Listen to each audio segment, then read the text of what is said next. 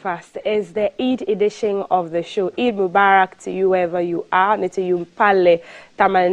wishing all of you Eid Mubarak, and to all our ardent Muslim viewers, we're wishing you Eid Mubarak from the team here at GTV Breakfast. WhatsApp number 055-556-1034. Let's know what activities you have lined up for the Eid. Are you taking the kids to the poolside? Are you going to have a small picnic after you go for the prayers? Let us know. But we have a great show for you today. A lot to expect. JW Ambule will be on the show. Kwame Eugene will be on the show as well. You saw Iron Calf. Our co-host will join us a bit soon. My costume is by Kubra Diamonds. You can find her shop at Abeka on social media. You can find her at Kubra Diamonds and get yourself a beautiful abaya like this, as well as the jalabia that Calf is wearing as well. Now we are going to be diving into a conversation, and we'll do a recital as well. I know a lot of people are enthralled when you hear the Quran being recited in Arabic. It's melodious and it's very nice to listen to, very soothing. We'll do the recital, but we have a conversation around why we are even fasting 30 days and why we're celebrating this Eid. A lot of people don't both Eid, so we have somebody in the studio who will tell us more about that. And in the studio with me to do this is Abdallah Yusuf. He's a faculty officer, School of Liberal Arts and Science, Lakeside University College, Ghana. Abdallah, you're welcome to the program. Thank you very much. So, I mean, we expected the moon. A lot of my colleagues were saying, we saw the moon 2 days ago, 3 days ago. That's what signifies that the fast is over. We're celebrating the Eid. Why do we even fast for 30 days? Okay, to start with, I'll say Bismillah ar-Rahman ar-Rahim, and greetings to all our viewers. Eid Mubarak to everybody, and then to all the workers of GTV. Yes, why we fast? As Muslims, I think it's an prescription by Almighty Allah from the Quran, where in Surah Al-Baqarah, chapter 2, verse 283, Almighty Allah prescribed this to the believers, that He has prescribed the fasting of the month of Ramadan to we the believers, likewise the people who came before us, so that maybe at the end we might attain piety. Right. So the main aim is to be able to get more closer to Almighty Allah through the activities and then the worship that you will be doing through the month.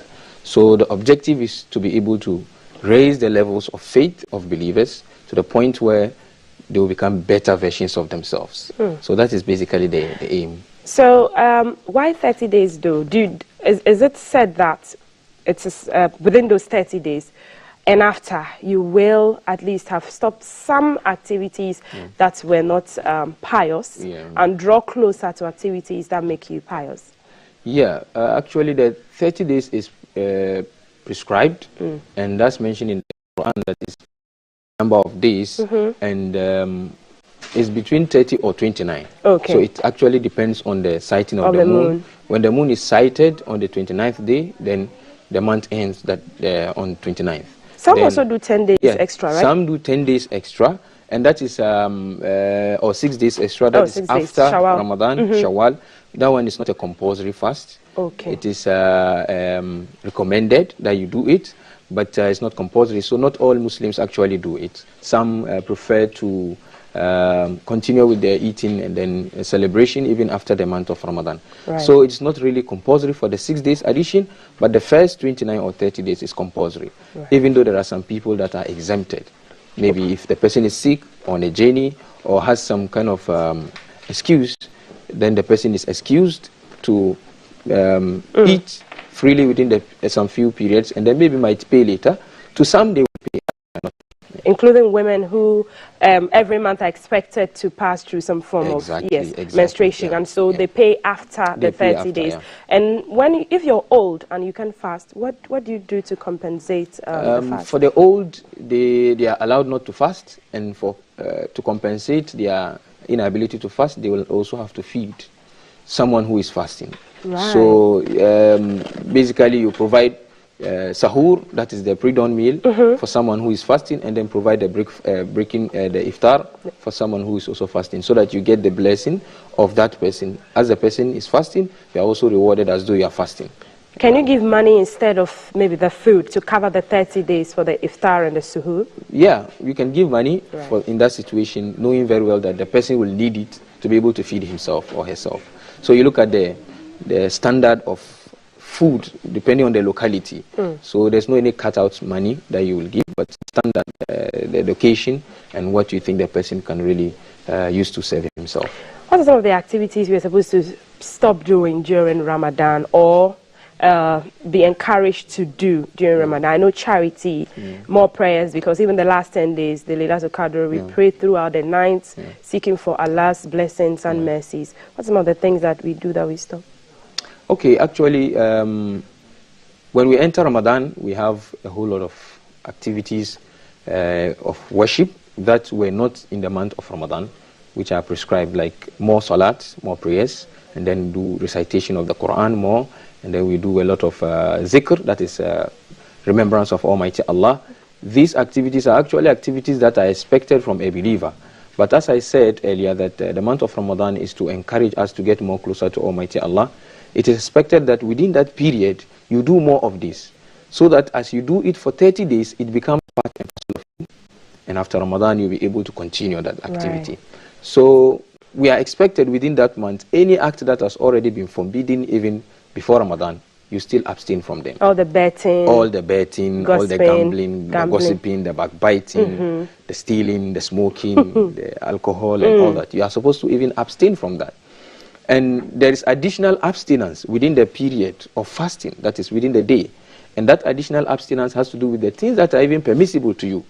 Like for the married couples, they are permitted to have affair with one another. Yes, that's, you need to stress on that, because I got a lot of questions that, okay, can married couples sleep with each other or be intimate with each other during the month? And what times are they allowed to do that? Actually, for married couples, within the period, you know, the fasting actually starts from the dawn prayers, after Fajr, to the time for Maghrib. So within this period, the married couples are not allowed to be intimate with one another. They can still show affection with one another. The Prophet used to kiss his wives. Yes, but also even that has limitations to be. If you know yourself, you understand.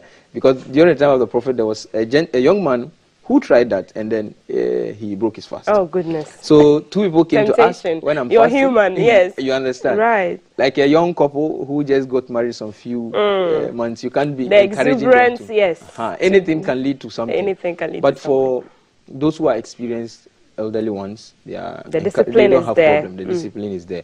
And for even among the young couples, you can still show some kind of affection to one another. Okay. Oh, goodbye. You know, it's not just the intimacy, but the other aspect of the romantic cuddling and all of that. As husband and wife, I'm sure they understand. Just you make sure that you don't cross certain barriers.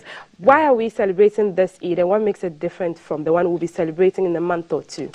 Okay, this Eid actually, as we've been hearing the name of the Fitr, and we've been hearing of Iftar. So for the Fitr, it means that is breaking of fast. Right. So this is the celebration of breaking of fast. Like the grand one. Like the grand celebration of breaking of fast. Every day we celebrate while we break the fast. It's more but this one is the bigger one to signify the end of the month of Ramadan. Right. So as believers, we engage in basically the congregational prayers. Salah, okay. Congregational prayers where we come together, and it's expected to be in an open space where a larger number of people in the community will gather, so that you exchange pleasantries, greetings, and then after that you'll be able to, you know, during this period, take pictures and even socialize with people that you don't know. So after that, you go back home, eat, drink, and share with family and friends. Share with family and friends, and then even your neighbors, whether they are Muslims or not Muslims. It's encouraged that you put them part of the entertainment, the enjoyment, because they make the Ramadan actually. It basically is just the sacrifice that Abraham made to sacrifice God. Of Abraham. That's Idul Adha, which will be celebrating a month. But I have to leave you so that you go into the recital. I'm sure our viewers have appreciated all the knowledge that you have given us. Abdallah Yusuf is a faculty officer at the School of Liberal Arts and Science, Lakeside University College, Ghana. Now he's going to be giving us a recital around piety in one of the verses of the Quran that I read a lot. I may not have memorized the Arabic one, but it resonates with me all the time. Quick one though, can Christians fast as well during Ramadan? Because Christians do fast, but can they join Muslims? Yeah, by way of social solidarity, it's fine. It's fine. But it's an exercise we both recognize. Exactly. So, yeah, yes. very, very important. So let me leave you to the recital. Okay, Take it away. You. Okay.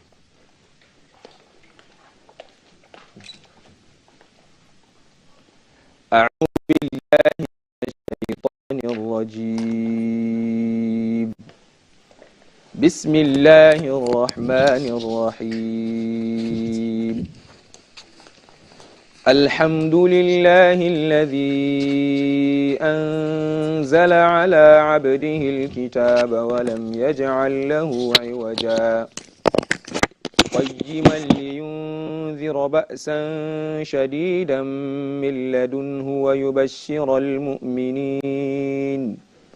ويبشر المؤمنين الذين يعملون الصالحات أن لهم أجرا حسنا ماكثين فيه أبدا وينذر الذين قالوا اتخذ الله ولدا ما لهم به من علم ولا لآبائهم كبرت كلمة تخرج من أفواههم إن يقولون إلا كذبا فلعلك باخع نفسك على آثارهم إن لم يؤمنوا بهذا الحديث أسفا إنا جعلنا ما على الأرض زينة لها لنبلوهم أيهم أحسن عملا وإنا لجاعلون ما عليها صعيدا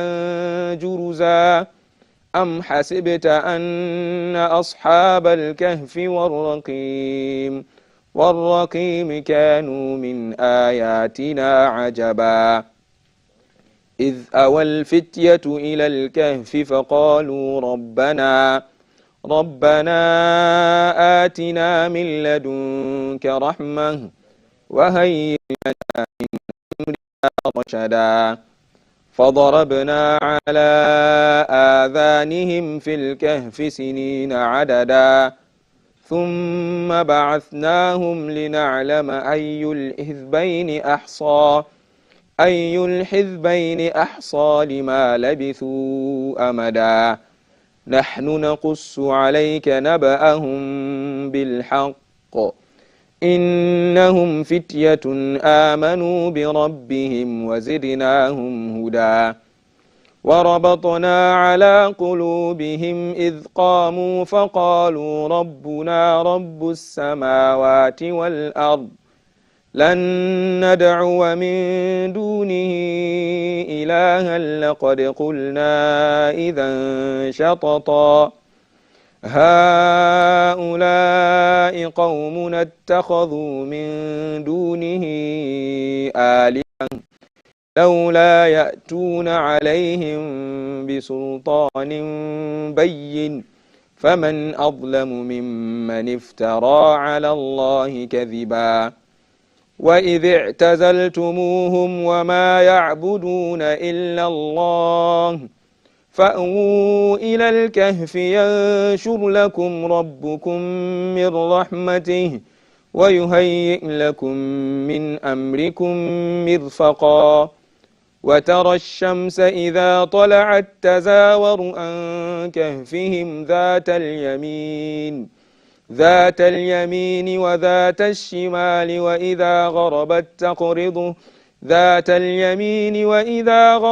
تقرضهم ذات الشمال وهم في فجوة من ذلك من آيات الله من يهد الله فهو المهتد ومن يضلل فلن تجد له وليا مرشدا وتحسبهم أيقاظا وهم ركود ونقلبهم ذات اليمين وذات الشمال وكلبهم باسط ذراعيه بالوصيد لو اطلعت عليهم لوليت منهم فرارا ولملئت منهم رعبا وكذلك بعثناهم ليتساءلوا بينهم قال قائل منهم كم لبثتم قالوا لبثنا يوما أو بعض يوم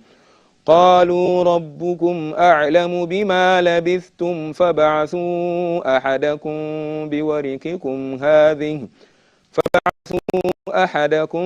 بورقكم هذه إلى المدينة فلينظر أيها أزكى طعاما فليأتكم برزق منه وليتلطف ولا يشعرن بكم أحدا صدق الله العظيم.